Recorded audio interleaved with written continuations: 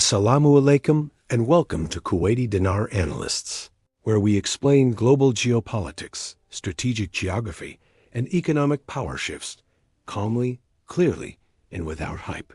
Greenland is one of the coldest and least populated places on Earth.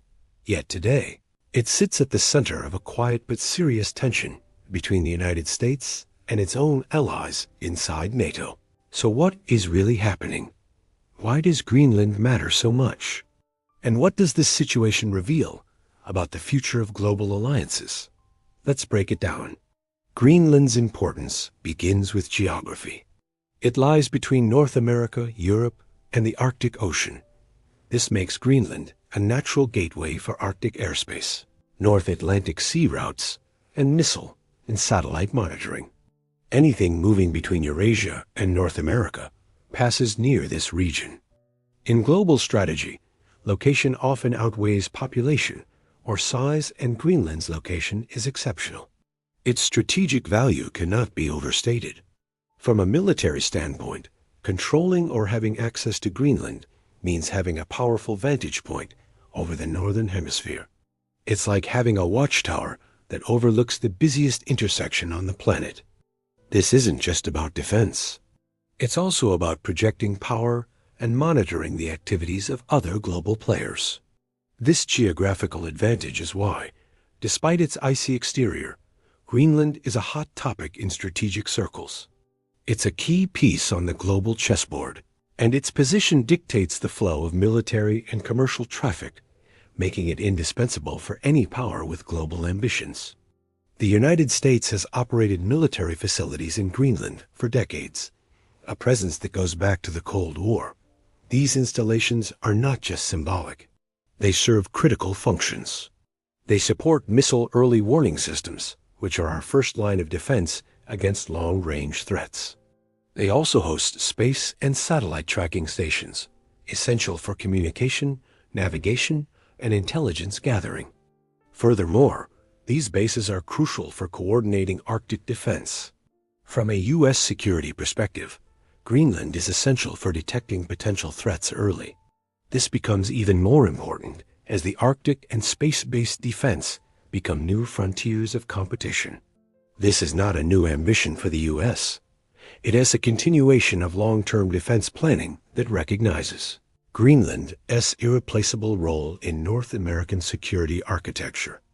The U.S. presence there ensures that it can monitor and respond to activities in a region that is rapidly gaining strategic importance. Here's where the tension begins.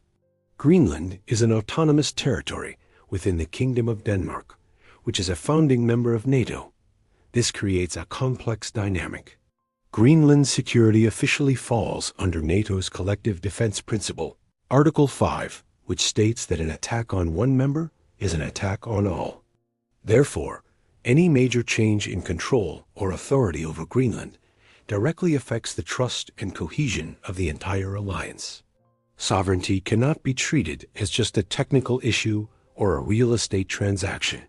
When U.S. actions, or even suggestions, appear unilateral, like the idea of purchasing Greenland, it makes NATO allies deeply uncomfortable. They worry about the precedent it sets. If one powerful member can pressure another over its sovereign territory, it challenges the very foundation of alliance cooperation, which is built on mutual respect and shared decision-making. This situation goes far beyond a simple disagreement between the U.S. and Denmark. For NATO as a whole, the concern is much broader. It touches upon core principles: alliance cohesion, respect for international law, and the importance of shared decision-making. NATO is strongest when its members act through consensus and consultation. A dispute over Greenland, a strategically vital territory for the entire alliance, highlights the growing tension between a single nation's strategic interests and the collective principles that hold the alliance together. This balance is becoming harder to maintain in today's more competitive world, where great powers are increasingly assertive. The Greenland issue serves as a stress test for NATO, forcing its members to confront difficult questions about sovereignty, security, and the future of their collective defense in an era of shifting geopolitical plates. The Arctic factor adds another layer of complexity. For centuries, the Arctic was a frozen, impenetrable buffer zone. That is no longer the case. Due to climate change, it is rapidly transforming into a potential trade corridor, a new zone of military competition, and a region rich in untapped critical resources like oil, gas, and rare earth minerals. As the Arctic ice recedes, interest from major powers including Russia and China is surging. Russia is expanding its military presence there, and China has declared itself a near-Arctic state. This makes Greenland more valuable and therefore more sensitive than ever before. For NATO, a coordinated approach to Greenland is about collective defense. For the U.S., it's about strategic certainty and gaining an edge in great power competition. These priorities don't always align perfectly, creating a strategic dilemma at the top of the world. So, what does this all mean for the future of global alliances? This situation reveals a deeper reality. Alliances are not static. They are living things, constantly tested by power shifts, strategic geography, and the competing national priorities of their members.